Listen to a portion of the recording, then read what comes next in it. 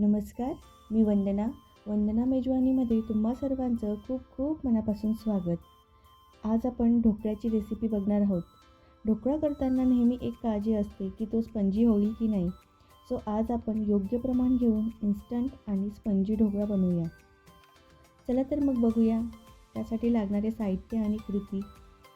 इथे मी एक मोठी वाटी हिरा बेसन पीठ घेतलेलं आहे. त्यानंतर 4 चमचे साखर, 1 चमचा सायट्रिक ॲसिड म्हणजे लिंबू सत्व, कढीपत्ता, मोहरी, इनो, चवीनुसार मीठ.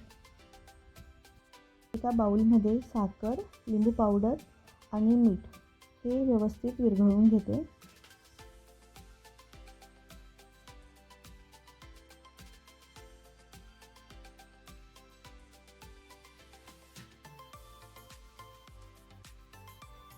साखर, मीठ, लिंबू पावडर विरघळल्यानंतर यात आपण एक मोठी वाटी बेसन पीठ मिक्स करणार आहोत. पीठ मिक्स करताना त्यातल्या सगळ्या गुठळ्या आपल्याला काढायच्या आहेत.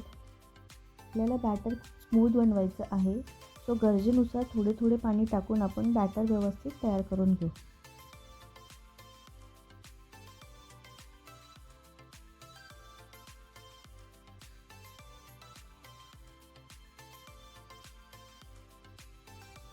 आता मी बॅटर 5 ते 10 मिनिटं साईडला ठेवून देते. कढईत पाणी गरम करायला ठेवलेले आहे. ढोकळा करताना एक काळजी घ्यायची की पाणी उकळलेले हवे.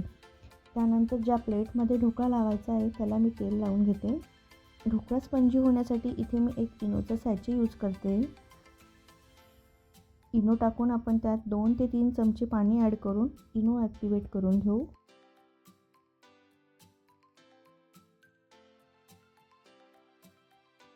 यानंतर सगळ्यात महत्त्वाची स्टेप म्हणजे आपल्याला हे बॅटर एकाच डिरेक्शनमध्ये फेटायचं आहे. बॅटर थोडे हलके झाले की त्याला आपण प्लेटमध्ये टाकून घेऊ.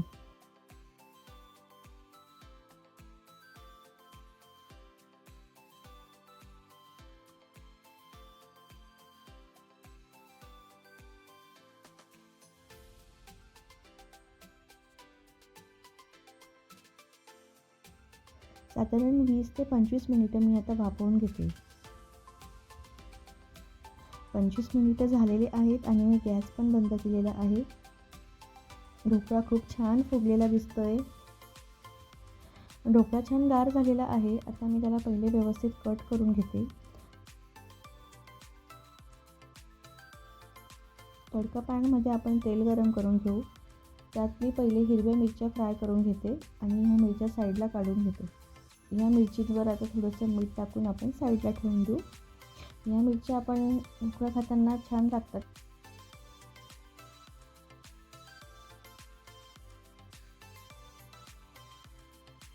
याच तेलामध्ये मी आता मोहरी आणि कढीपत्त्याचा तडका देणार आहे.